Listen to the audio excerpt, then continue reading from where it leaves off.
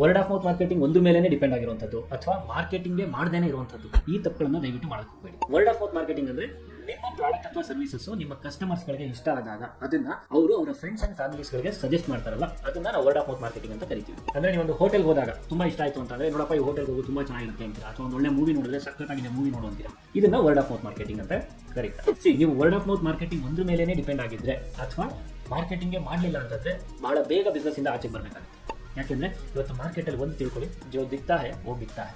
ಅಂದ್ರೆ ನೀವು ಎಷ್ಟು ಜಾಸ್ತಿ ಕಾಣಿಸ್ಕೋತೀರಾ ಜನಗಳಿಗೆ, ಸೋಷಿಯಲ್ ಮೀಡಿಯಾದಲ್ಲಿ ಇರ್ಬೋದು, ಅಡ್ವರ್ಟೈಸ್ಮೆಂಟ್ ಇರ್ಬೋದು, ಅಥವಾ ಡಿಫ್ರೆಂಟ್ ಮಾರ್ಕೆಟಿಂಗ್ ಸ್ಟ್ರಾಟಜಿ ಯೂಸ್ ಮಾಡಿ ಎಷ್ಟು ಜಾಸ್ತಿ ಜನಗಳಿಗೆ ಕಾಣಿಸ್ಕೋತೀರಾ ಅಷ್ಟು ಜಾಸ್ತಿ ನಿಮ್ಮ ಕಸ್ಟಮರ್ಸ್ ಬರ್ತಾ ಹೋಗ್ತಾರೆ. ಯಾವುದಾದ್ರೂ ಒಂದು 2-3 ಮಾರ್ಕೆಟಿಂಗ್ ಟೈಪ್ಸ್ಗಳನ್ನ ನೀವು ಅಡಾಪ್ಟ್ ಮಾಡ್ಕೊಳ್ಳೋದ್ರಿಂದ ಕಾಂಪಿಟೇಷನ್ ಅಲ್ಲಿ ಸ್ವಲ್ಪ ಮುಂದೆ ಬರ್ಬೋದು. ಈ ಮಾರ್ಕೆಟಿಂಗ್ಗೆ ನೀವು ಎಫರ್ಟ್ ಹಾಕಿಲ್ಲ ಅಂತಂದ್ರೆ ನಿಮ್ಮ ಹತ್ರ ಎಷ್ಟೇ ಒಳ್ಳೆ ಪ್ರಾಡಕ್ಟ್ ಅಥವಾ ಸರ್ವಿಸಸ್ ಇದ್ರೂ ಕೂಡ ಬಿಸ್ನೆಸ್ ಅಲ್ಲಿ ಮುಂದೆ ಬರೋದಕ್ಕಾಗುತ್ತೆ. ಗೊತ್ತಾಗುತ್ತೆ ನಿಮ್ಮ ಹತ್ರ ಒಳ್ಳೆ ಪ್ರಾಡಕ್ಟ್ ಅಥವಾ ಸರ್ವಿಸಸ್ ಇದೆ ಅಂತ ಜನಗಳಿಗೆ.